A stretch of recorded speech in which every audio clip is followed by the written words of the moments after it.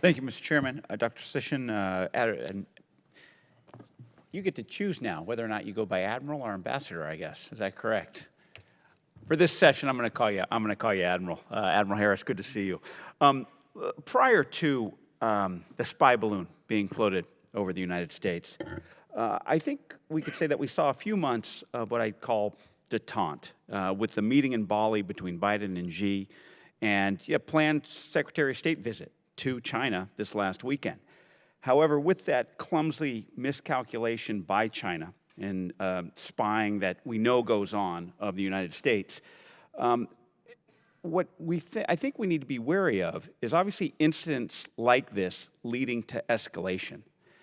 Now, during the Cold War with the Soviet Union, after it took almost going to the brink of a nuclear war, we had agreements to contain hostility, to de-escalate. However, I'm not sure if we have that right now with China. Are there better ways to communicate? Are there better ways to mitigate these types of risks during such a crisis as we just had? Are there better guardrails that we can put in place to prevent escalation? Yeah, so there are some guardrails, some agreements, military to military, with the PRC, including something called CUES, C-U-E-S, which is a Navy-to-Navy agreement for interactions on the high seas. So we have some limited agreements like that. In the case of the EP3 crash, which we talked about before, those things happen in a flash. So there's no time for diplomacy during the conduct of the event itself. Then diplomacy kicks in afterward to try to resolve it and mitigate it. In the case of the balloon, I mean, we had 7 or 8 days for diplomacy to work, and China could have stepped forward at any time in that and said, hey, this is ours, this was a bad move, we want to do it again, sorry about that, we'll help you bring it down, or something like that.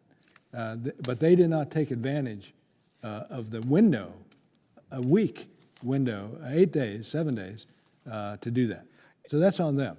And I think that the U.S. government did reach out to the PRC and gave them ample opportunity, which is why you want to extend this thing out, stretch it out for as long as you can. Until it went over water 8 days later, 9 days later, whatever it was, they shot it down. And besides the brief avenues that you mentioned, Dr. Sisson, is there anything else, any other avenues for this type of communication? My view is that the U.S. government should always pursue direct communication at the highest levels of government, especially in conditions like this. The worst case scenario is where communication happens through military action and not through phone lines and now Zoom screens, I guess. Okay. Moving on to my next topic. Admiral, you talked about Taiwan being the #1 democracy, at least in the Pacific. And as we all know, and living in a democracy, elections have consequences. And it seems like the DDP's extended focus on China sort of failed to connect with the Taiwanese people, as evidenced by the last election. In that KMT, obviously, which has a warmer relation with China, in that if it makes gains and actually has a significant wins in the 2024 elections, what would be the consequences of our deterrence capabilities in dealing with the KMT majority? Yeah, so great question. I met with the KMT chairman last week in Taipei.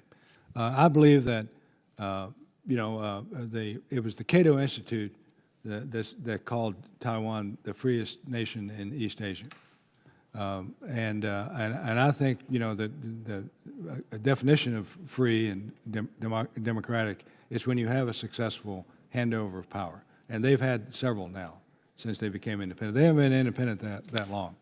But I believe that we could work with the KMT. I don't think the KMT is going to roll over on China, just like I don't think the DPP is going to declare independence. They're both viable, strong parties in Taiwan that have the best interests of the Taiwanese at heart, not the PRC. Great. Dr. Sisson, 20 seconds. I agree entirely with the Admiral. Outstanding. Thanks to both of you. I yield back. Thank you, Mr. Chairman. Chair, now recognize the gentleman from